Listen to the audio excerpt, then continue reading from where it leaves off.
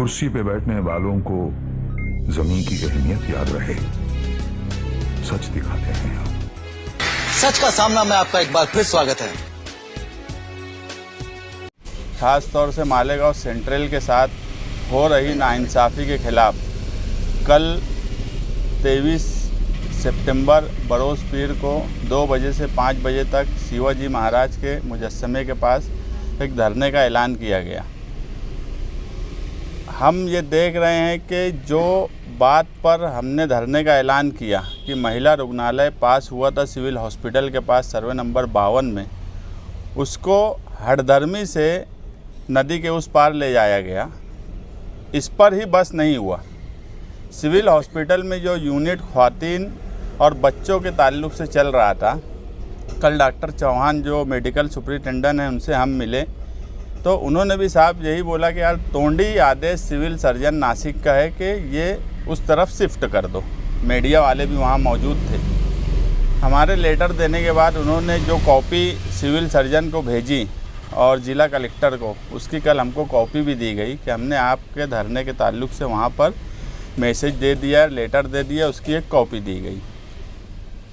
उसके बाद जो है कल शाम में माननीय मंत्री दादा भुसे साहब, माननीय आयुक्त साहब और माननीय आहिरे मैडम साहिबा, ये तीनों लोग गए हारून अंसारी हॉस्पिटल में और वहाँ स्टाफ की मीटिंग बुलाकर और उनको टोंडी ये कहा गया कि हारून अंसारी में जो भी बच्चों के और डिलीवरी के पेशेंट आएंगे उनको ना मालेगांव सिविल में रेफ़र किया जाए ना महिला रुग्णालय में रेफ़र किया जाए।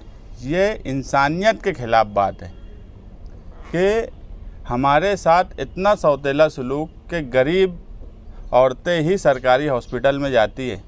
हारून अंसारी की जो मालूमात कल हमने ली तो वहाँ रोज़ाना 15 से 17 डिलीवरी के पेशेंट आते हैं, जिसमें से 10-12 पेशेंट जो है वो सिविल हॉस्पिटल की तरफ ट्रांसफ़र होते हैं। उसमें 1-2 अगर सीरियस हैं तो उन्हें धुलिया रेफ़र किया जाता। मगर ये बात कितनी मुनासिब है कि एक मंत्री, शहर का कमिश्नर, शहर की हेल्थ ऑफिसर, जिनकी जिम्मेदारी है कि पेशेंट को फ़ौरन इलाज दिया जाए, उन्होंने साफ लफ्ज़ों में स्टाफ के साथ ये कहा कि सबको धुलिया रेफ़र करना, यहाँ नहीं भेजना। तो इसका क्या मकसद है कि लोगों का इंतकाल हो जाए, अगर लोगों को फ़ौरन मेडिकल फैसिलिटी नहीं मिले और उनका कुछ हो जाए तो इसका ज़िम्मेदार कौन होगा? इसकी हम मजम्मत करते हैं और हम यही चाहते हैं कि जो सिविल में यूनिट बच्चों का और ख्वातीन का है उसे वैसे ही कायम रखा जाए। और जो हॉस्पिटल मंत्री साहब ने उधर बनाया है, उनके पास पावर है, उनके पास ताकत है, वो अपने इंतज़ामात कर सकते हैं। हमारा हक भी छीना जा रहा है। अब हम लोगों के साथ इंसानी बुनियाद पर जो सलूक होना चाहिए एक पालक मंत्री की तरफ से, वो इंसानी सलूक भी हमारे साथ नहीं किया जा रहा है। और शहर के मौजूदा एमएलए इसमें बिल्कुल खामोश हैं। और सडाना हॉस्पिटल में जो हॉस्पिटल बना, आज अगर जाकर स्टाफ के साथ ये मीटिंग ली जा रही है कि वहाँ नहीं आने देना है, तो इसकी वजह भी ये है कि उस हॉस्पिटल को आसिफ शेख खानवादे ने ही कारपोरेशन की मिल्कियत होने के बाद सरकार को हैंड ओवर किया और आज हम उसकी सज़ा यहाँ भुगत रहे हैं। हमारा सिर्फ ये बोलना है कि कम से कम बीमारी और ऐसे हालात में बैकअप के लिए हारून अंसारी में ना आईसीयू है, ना सोनोग्राफी है, ना एक्सरे है, तो बैकअप के लिए कोई ऐसा सरकारी हॉस्पिटल होना चाहिए जहाँ पर फ़ौरन मेडिकल फैसिलिटी अवेलेबल की जा सके। उन्हें धुलिया भेजने की नौबत नहीं आए और ये इंसानियत के ख़िलाफ़ है। ये ऐसा मतलब क्यों उन्होंने बोला कि वहाँ पे रेफ़र मत करो पेशेंट, या कहीं भी रेफ़र मत करो? वो का रीज़न क्या है? सीधा सा रीज़न है कि वो चाहते होंगे कि उनके हिस्से के जो पेशेंट है वही वहाँ पर रहे, इस हिस्से के जो मरीज़ है वो वहाँ पर ना जाए। जब हारून अंसारी में ये बोला गया कि वहाँ रेफ़र ही मत करो, इसका मतलब है कि अगर डायरेक्ट मालेगांव सेंट्रल के और नदी के इस पार के मुस्लिम कम्युनिटी के अगर पेशेंट वहाँ जाएंगे तो उनको एडमिट नहीं करेंगे, वो लोग कोई ना कोई हिले बहाने से भेज देंगे। क्योंकि ये बात जो है ये हारून अंसारी के स्टाफ की मीटिंग में हुई और वहाँ के जो जिम्मेदारान हैं वो मुझे बुलाकर बोले कि यार ऐसा ऐसा हमको टोंडी आदेश दिया गया। तो क्या हेल्थ ऑफिसर और कमिश्नर उनको ये नहीं लगता कि किसी मरीज़ या उनकी जिम्मेदारी नहीं है क्या कि बैकअप के लिए उनको फैसिलिटी दी जाए? और अगर वो महिला रुग्णालय बना है तो वो कोई एक समाज या कोई एक हिस्से के लिए हो सकता है क्या? कानून ऐसा है, इंसानियत भी यही बोलती है कि अगर कोई मरीज़ उसको फ़ौरन फैसिलिटी देने की बात हो तो उसको फ़ौरन एडमिट करना चाहिए, ना कि ये बोला जाए कि 50 किलोमीटर दूर धुलिया सिविल हॉस्पिटल ले जाया जाए। क्या आपने हेल्थ ऑफिसर या आयुक्त से बात की है? क्या आपने कौन से अधिकार से आदेश जारी किया है टोंडी कि वहाँ रिफ़र ना किया जाए? नहीं, मेरी अभी उनसे कोई बातचीत नहीं हुई। कल रात में जब मुझे ये बात मालूम हुई, आज संडे है, कल हमारा धरना है, धरने में ही हम ऐलान करने वाले हैं कि मंगल के दिन से सिविल हॉस्पिटल के पास समाजवादी की तरफ से बेमुद्दत मरण व्रत पे बैठा जाएगा। आज एक वीडियो शिव प्रतिष्ठान की ओर से जारी किया गया जिसमें खुला चैलेंज आपको किया गया कि यहाँ पर आंदोलन करके बताए जो हाल असम्बली में आप वो आसिम आसमी के साथ किए तो वो आपके साथ किया जाएगा। देखो मुस्लिम डिग्निटी को मारा जाए। देखो ये सब फालतू बात है। मुद्दा जो है, मुद्दा ये है ही नहीं। मुद्दा सही मानों में शहरियान के लिए बहुत सोचने का है कि ये शहर में उनके साथ क्या हो रहा है। ये मुद्दे से भटकाने वाली बात है। ना हम शिवाजी महाराज मुजस्समे के ख़िलाफ़ कोई आंदोलन करने वाले हैं, ना हमारा कोई मकसद ये है। ये सिर्फ मुद्दे के ख़िलाफ़ बात है और उनको तो हमारा यही जवाब है कि समाजवादी वाले 5 साल तो इसी में खुश रहेंगे कि समाजवादियों ने अयोध्या की सीट हरा दिया। हम इसमें ही बहुत खुश हैं कि हमने अयोध्या हरा दिया, वो समाजवादी वाले हैं। और रह गई बात उनकी धमकी की, तो कल का धरना होने के बाद, मैं मुद्दे से हटना नहीं चाहता, कल का धरना होने के बाद हम उन लोगों को भी मुँह तोड़ जवाब देना जानते हैं और मुँह तोड़ जवाब दिया जाएगा। वो 12 थे, वो सबको भी जिहादी बताया और उनका बॉस आपको बताया। 12 नवंबर के जो जिहादी, ऐसा है कि अभी मैं पुलिस डिपार्टमेंट के पास ही था। ये पुलिस के सामने सवाल है कि कोई भी ऐरा गहरा आता है और वो इस तरह के जुमले बोल के चला जाता और पुलिस सिर्फ एक समाज को दबाने की कोशिश करती।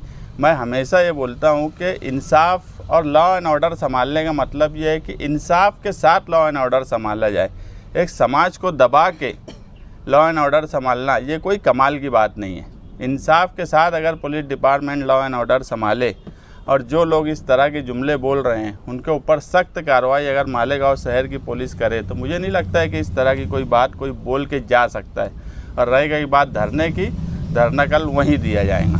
परमिशन नहीं मिला है मगर हम परमिशन मांगे हैं। हाँ, उन्होंने हमको ये कहा है कि वहाँ पर काम चल रहा है, राहदारी का मसला है और काम चालू है, लेबर है। तो हम बोले कि यार हमको साइड में भी देंगे तो चलेगा, जहाँ पे आने जाने वालों को तकलीफ़ ना हो। और हम भी चाहते हैं आने जाने वालों को तकलीफ़ ना हो। इतना हमने उनको लिख के दिया है कि यार अगर राहदारी का मसला है और दूसरे मसाइल है तो हमको साइड में ऐसी जगह पे परमिशन दी जाए जहाँ पे लोगों को आने जाने का मसला ना रहे। कोरोना के टाइम डॉक्टर भामरे ने भी यही कहा था कि मालेगांव के मरीजों को धुलिया नहीं लाना। तो ये किस नज़र से देखते हैं आप? मालेगांव की आवाम के साथ क्या मामला है? फिरका परस्ती, जातिवाद, एकदम खुला जातिवाद और फिरका परस्ती है कि हमारा यूनिट लेके चले गए, हमारा जो यूनिट चल रहा था वो लेके चले गए। अब उसके बाद बोलते हैं कि तुम यहाँ मरीज़ भी रिफ़र मत करो। ये फिरका परस्ती के अलावा मैं इसको कुछ नहीं मानता। और दूसरी बात कि इंसान के अंदर इंसानियत होना चाहिए, बाकी सब बात अपनी जगह, मजहब, धर्म, ये सब से हट के इंसानियत इंसान के अंदर होना चाहिए, जो कि आउटर के और आज आउटर के दबाव में जो लोग हैं उनके अंदर इंसानियत नहीं बची। और ऐसे गंभीर सवाल पे भी मौजूदा एमएलए का चुप रहना, जो हाईकोर्ट तक जाने की बात बोले उनका चुप रहना, और इधर उधर से फिरका परस्तों की ज़बान से ज़बान मिला के बोलना कि ऐसे धरने और ऐसे आंदोलन में नहीं जाना चाहिए, इस तरह के जुमले भी उनके मेरे कान पे आ रहे हैं कि वो इस तरह की मुखालफत कर रहे हैं। ये मुनासिब बात नहीं है। अगर आप कुछ नहीं कर सकते तो जो लोग कर रहे हैं उनकी हौसला अफजाई करिए। आपकी जिम्मेदारी थी, वो जिम्मेदारी नहीं निभाई आपने, ये आपको मानना पड़ेगा। और ये सवाल जो है ये मालेगांव शहर के गरीबों का सवाल है और जहाँ पर मालेगांव सेंट्रल के और नदी के इस पार के गरीबों का सवाल आए वहाँ भी खामोश रहना, ये कोई हिकमत अमली नहीं है, ये बुज़दिली है। नहीं, मैं बोला कि अभी तो हमारी पहली जो तरजीह है कि जो सिविल हॉस्पिटल में जो यूनिट चल रहा है वो ना जाए, इसके लिए हम कल धरने में बैठेंगे और उसके बाद मंगल के दिन से ही बेमुद्दत मरण बरत पे सिविल हॉस्पिटल पे बैठने का हमने ऐलान किए। और मालेगांव के कुछ लोग उनको सर पर बिठाकर नाच रहे हैं। ये तो अपने मतलब से है, सिर्फ मालेगांव सेंट्रल के साथ नहीं, उनके जो उनका मतदार संघ है उसमें रमजानपुरा आता है, जो पूरा गरीब बस्ती है, मालदा आती है, दरेगांव का हिस्सा आता है। उन्होंने अब ये सारे लोग, तुम्हारे रमजानपुरे के लोग भी सिविल ही आते थे, ये सारे लोगों को महिला रुग्णालय में कौन से कानून से और कौन से अधिकार पे वो मना कर रहे हैं। और जो लोग सर पे बैठा रहे हैं तो आने वाला वक्त आवाम उनको सर से उतार भी देने वाली है। देखो, आवाम से ही लीडर बनता, और जब लीडर आवाम का ही नहीं होगा तो मंत्री को लेके घूमते रहेंगे। नासिक सिविल सर्जन से मुलाकात को लेकर कुछ सोचा है क्या? नासिक सिविल सर्जन से मुलाकात करने वाले हम मंगल के दिन, जब हमारा मरण बरस चालू होगा उसके बाद हमारा एक वफ्द मिलेगा। हम कल अबू आसिम आज़मी साहब से भी बात की है, उनको भी आज एक लेटर उन्होंने बोला पूरा बना के भेजो, ये सब गलत हो रहा है, उनको भी हम लेटर भेजने वाले हैं। हम हर महाज पर किसी भी तरीके से हम यही चाहते हैं कि ये सिविल हॉस्पिटल का जो यूनिट है वो किसी सूरत में उस तरफ ना जाए, वो ऐसे ही कायम रहे।